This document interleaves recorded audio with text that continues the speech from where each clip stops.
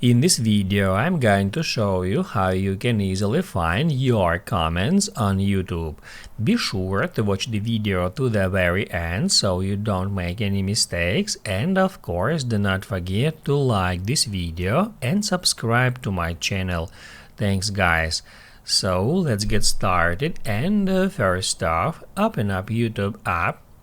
Then make sure you are signed into your YouTube account, and then tap right here at your profile picture and then go to settings. On the next step, search for manage all history. After that, tap right there at interactions and then comments and replies.